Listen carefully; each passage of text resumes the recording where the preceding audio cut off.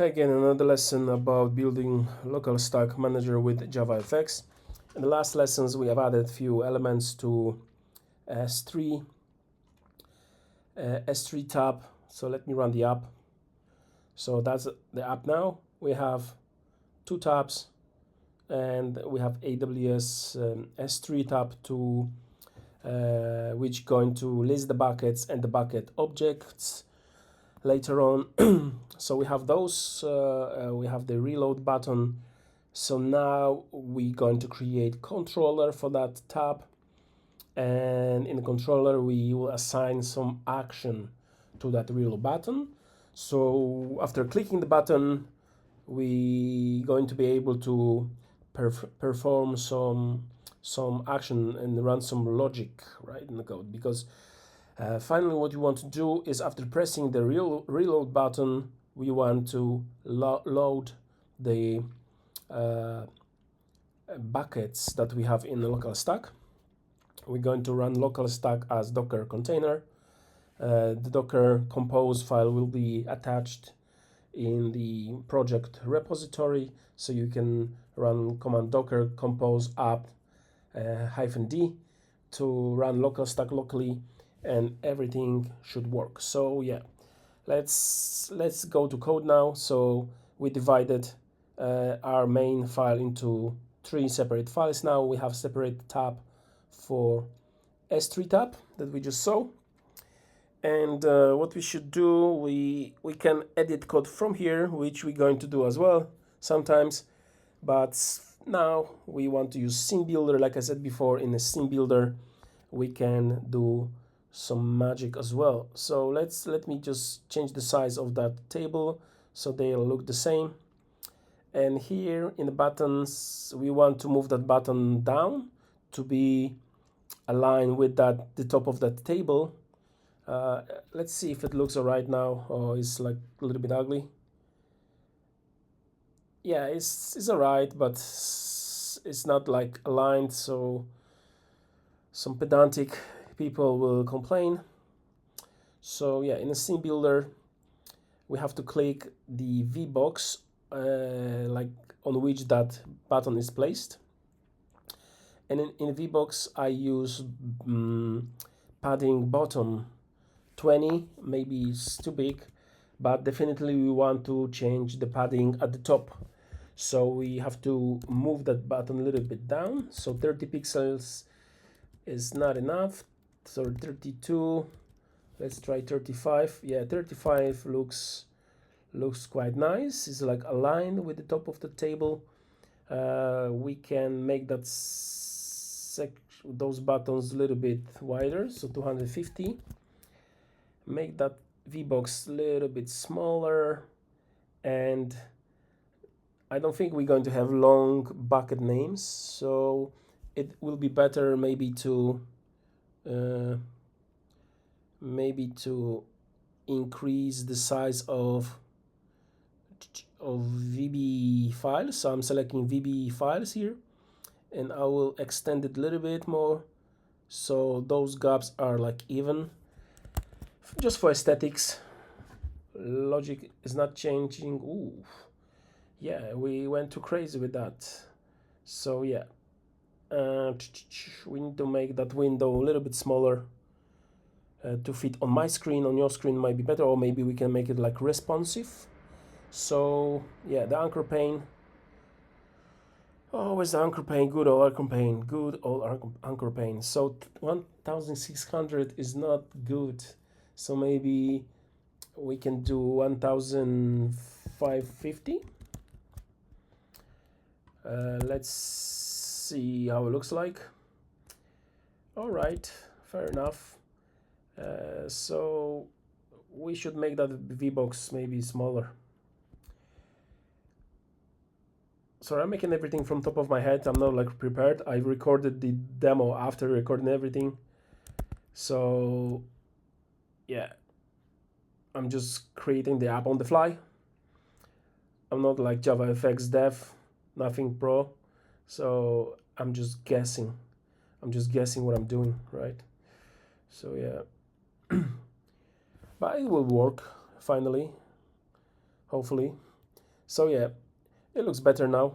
We can make those tables bigger, but yeah, let's not be that pedantic. We are interested with the logic, right? It should look alright, but the logic and the functionality is the most important one.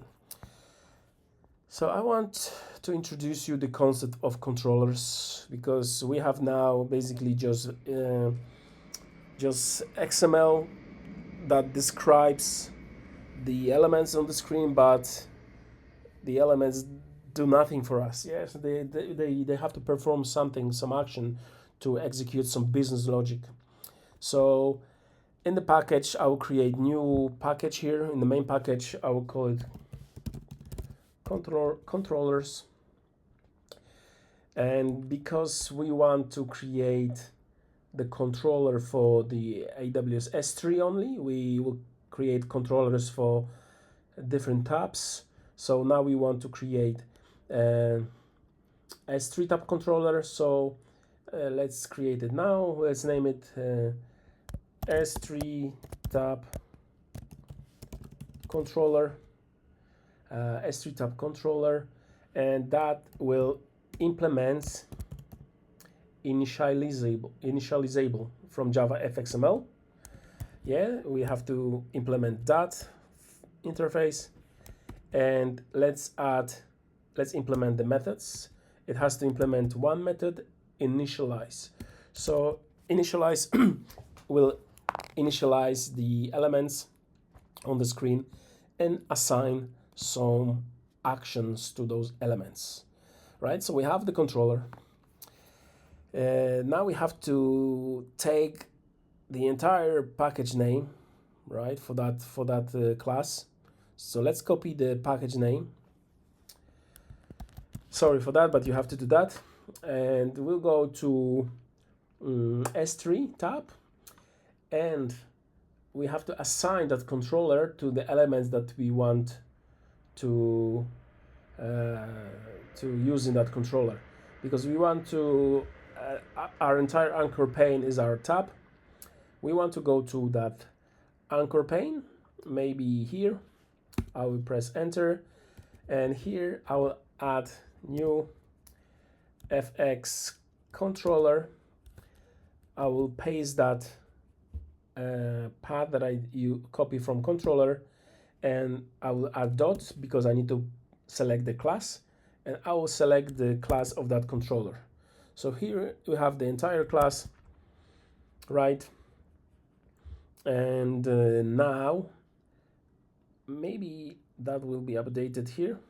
Yeah, that's updated in a scene builder as well when we saved it.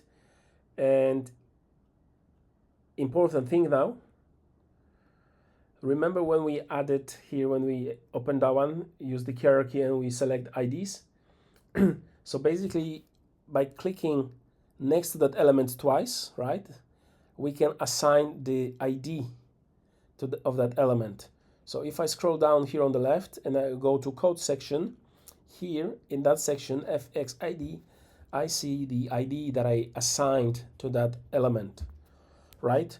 So if we want to access that element from Java, we must assign the ID of that element, right? So let's do the same thing with the button. So let me click the button here.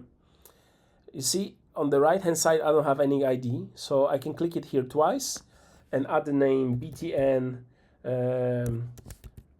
reload button. I will add the ID btn reload button.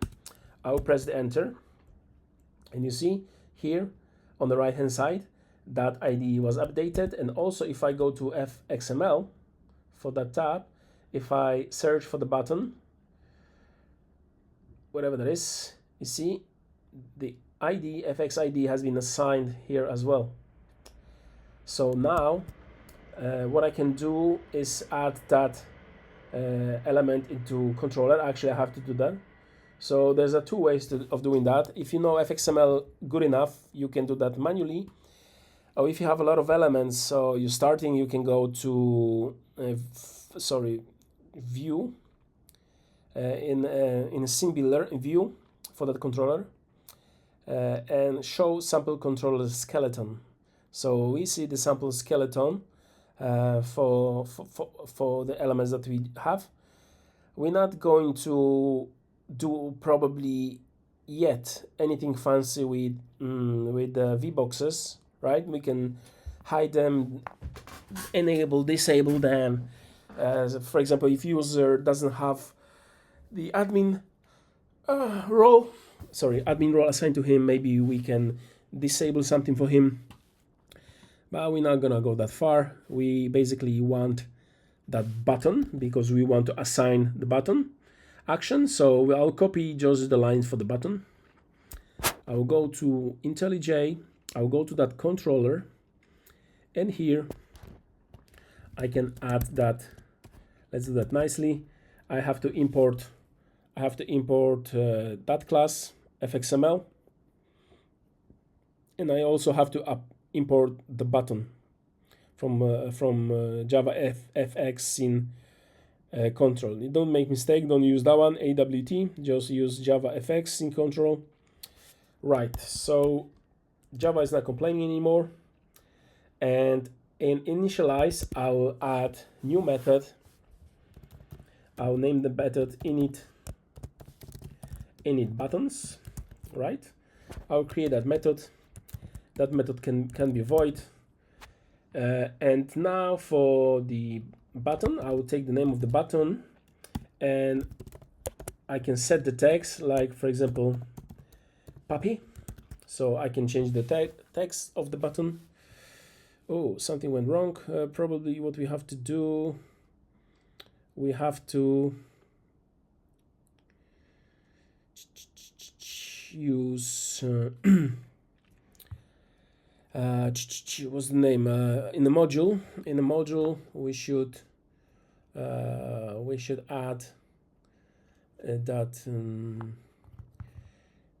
what we have to do, we have to open some LocalStack controls to JavaFX XML. So yeah, let's try that. Let's open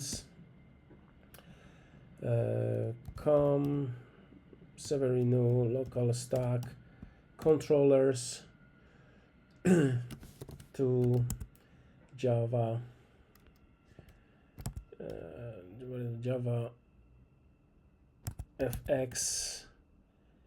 fxml. Let's see if that is enough, or actually have that one here. I was complaining. Module not found. And we have to also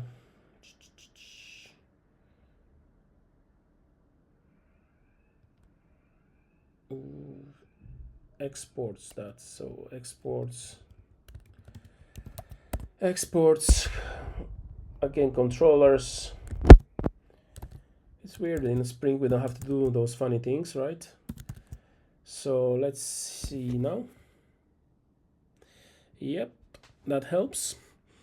So we need to basically again, basically, that's my favorite word, isn't it? So let me clean that one a little bit. So we need to open controllers for JavaFXML in case if it's using reflection or funny bits like that. And we also have to export that. Maybe export is not required. Let's see how it behaves. Yep, it is. This one is important. So let's try the trick with controllers. Yeah, it is working. So maybe we don't need that one now. We'll keep it like that. For later, maybe it will be required. So we have the line ready. So yeah, in the controllers, let's see if the text is changed on that button. Yeah, we have the puppy now. So yeah, but we don't want to do the puppy. So button, we have to set on action. So that's the event. There's a lambda. So that action event, and whenever we click the button, something funny will happen here. So let's print some text. Button clicked. Let's run the app and let's preview the logs. If that text is there, yep, button clicked. So now we know when we click the button, something is happening.